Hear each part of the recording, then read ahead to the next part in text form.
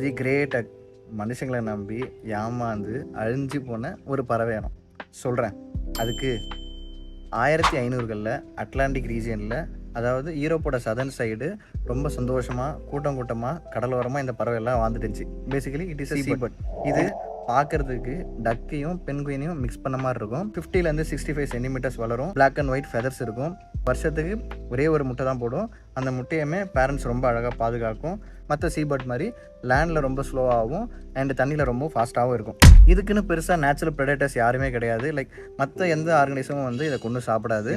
இதை யாராவது அட்டாக் பண்ண வந்தால் இதுக்கு தன்னை வந்து ஹண்ட் பண்ண வராங்கன்னு தெரியாது. அந்த டைமில் பெருசாக ஹியூமன்ஸ் யாருமே அந்த சைடு ட்ராவல் பண்ணல.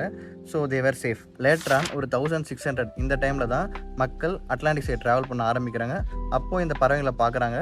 ரொம்ப இதுங்களை வந்து ஹண்ட் பண்ணுறது ஈஸி இல்லையா? இப்போ வந்து போய் அட்டாக் பண்ணும்போது அதுக்கு தெரியாதால இதை ஹண்ட் பண்ணுறதுக்கு ஈஸியாக இருக்கிறதால இதை கொத்தாக வந்து இதை ஹண்ட் பண்ண ஸ்டார்ட் பண்ணுறாங்க. அதோட முட்டைக்காகவும், அதோட ஃபெதர்ஸ்க்காகவும், அதோட மீட்டுக்காகவும் அண்ட் அதோட ஆயிலுக்காகவும் எல்லாத்துக்காகவும் இதை அட்டாக் பண்ணி சாப்பிட ஸ்டார்ட் பண்ணிட்டான். வெறும் 200 வருஷத்தில் ஆல்மோஸ்ட் இந்த ஸ்பீஷியஸ் வந்து ஒரு ரேர் ஸ்பீஷியஸாக ஆயிடுச்சு. 1844 தான் ஹிஸ்ட்ரியில் இதோட லாஸ்ட் டே.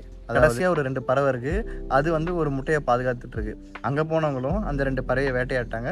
பை மிஸ்டேக் அந்த முட்டையுமே உடைச்சிட்டாங்க. அது அதோட லாஸ்ட் டே இந்த எர்த்.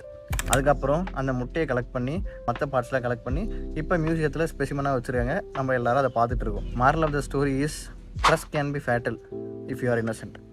பை.